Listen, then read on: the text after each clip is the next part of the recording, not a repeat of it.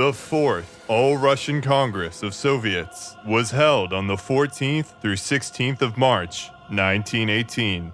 The Bolsheviks were on hard times. By the spring, an economic crisis was unfolding. Unemployment was rampant, the cities hungry. It was a liminal time of politics in the Soviets, leading to major opposition gains. And with the Constituent Assembly dissolution, reconvening became a popular rallying cry. In the Don region, former officers and right-wing politicians began to rendezvous. Even Kornilov, who escaped from prison, they formed a volunteer army, numbering a couple thousand soldiers by February, and seized the city of Rostov, but were practically destroyed in a counterattack. So surely that's the end of that. Meanwhile, the big debate of the day was peace. That thing the Bolsheviks had been clamoring about for a year now. Lenin had issued the Decree on Peace back in November as a promise to end the war. More precisely, it called for its end without annexations or indemnities. But why would any of the other countries listen to that? Germany obviously wouldn't. What this decree actually represented, other than as an appeal to the Russian population, was the belief that world revolution was imminent. This was the summons to the rest of the socialist world, as the Bolsheviks, like all Marxists of the time, believed the revolution would need to be global, and especially joined by the advanced industrial countries, who were going to relieve the Russians any day now. Therefore, it wasn't certain if Russia should actually make a separate peace with Germany or not.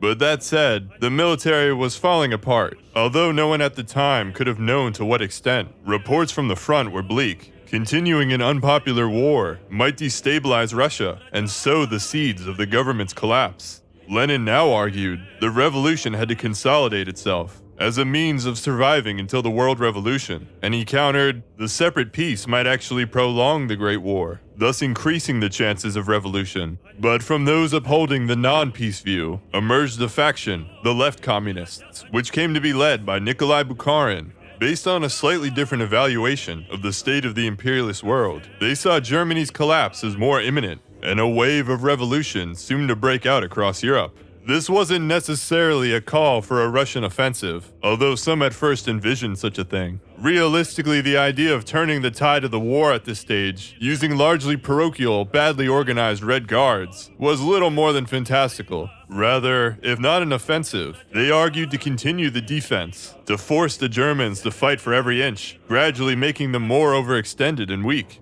This, they hoped, would incite more and more partisans to rise up in defense, would expose German soldiers to revolution, and would make Germany's collapse all the more likely. Bukharin had previously argued, contrary to Lenin, an ultra-imperialist coalition was liable to form, uniting all the countries against them. Making a separate peace with Germany would just eliminate any support from Britain or France. Plus, many argued from a sense of duty that they had a responsibility to keep pressure on the imperialist camp.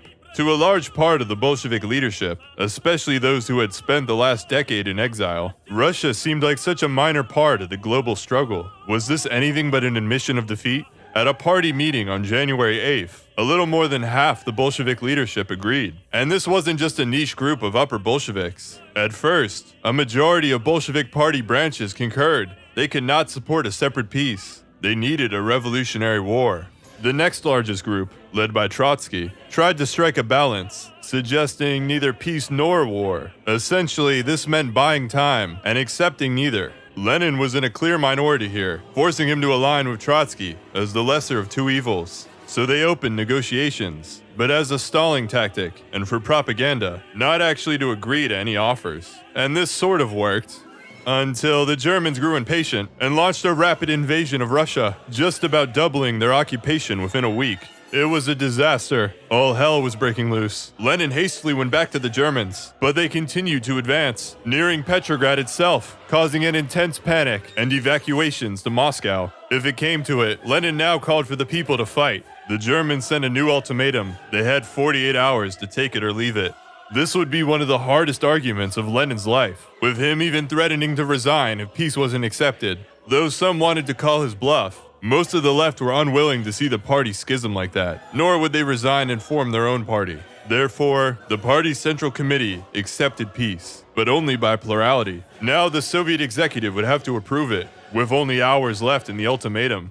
Due to protest no-shows, of the over 200 attendants, the Bolsheviks didn't have a majority. It was going to be close.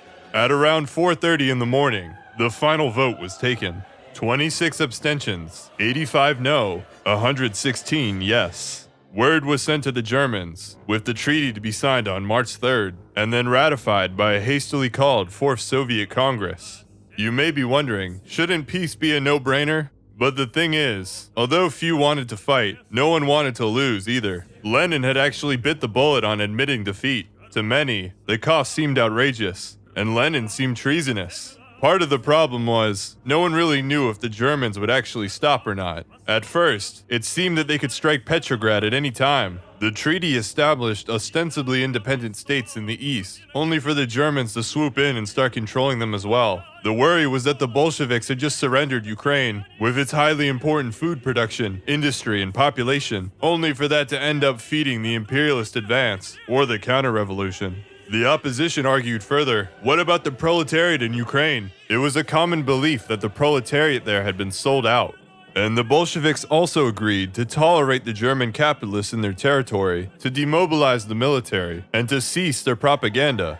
The party was divided and demoralized. They were derided as puppets of the Germans, the worst insult in Soviet Russia. So while they had a treaty, the hard part would be selling it. First, they called a party congress. Although due to the last-minute notice, attendance was extremely poor, even below the quorum. Only some 6% of the party was represented here. Nonetheless, the Congress began, and after fierce debate, endorsed the treaty. They also officially changed the party name, so we have that squared away. Next was the election to the new Soviet Congress, which would approve or disapprove the treaty. The left comms retained significant influence in key places, such as Moscow and Petrograd, and were making the case against ratification. Would they have the numbers to stop it? Let's see how they did. And the Bolsheviks win, with about 795 seats, and only about 65 are staunch left comms. They're followed by the left SRs with 284, and about 114 from all other groups. Despite the heightened fears of left-com success going into the election, a few factors explain their defeat. Although they had an initial surge in popularity, even majorities, they quickly lost that support when the German advance proved the infeasibility of continued war, and after the party congress endorsed ratification. Their ability to propagandize and separately organize was severely handicapped. And further, there was the influence of Sverdlov, as he curtailed other factions at the Congress and skewed representation where possible, in addition to the already capricious regulation. As one example, Vladimir gave almost twice the seats as Petrograd, despite having a smaller population. Nonetheless, after another debate and the full terms initially obscured, the treaty was ratified, but with sizable disagreement. The left comms mostly abstained, the other parties outright voted no. The left SRs even broke off the coalition and resigned from Sovnarkom. And so the path ahead was uncertain, but at least the accursed war was finally over. That means we'll have peace now, right?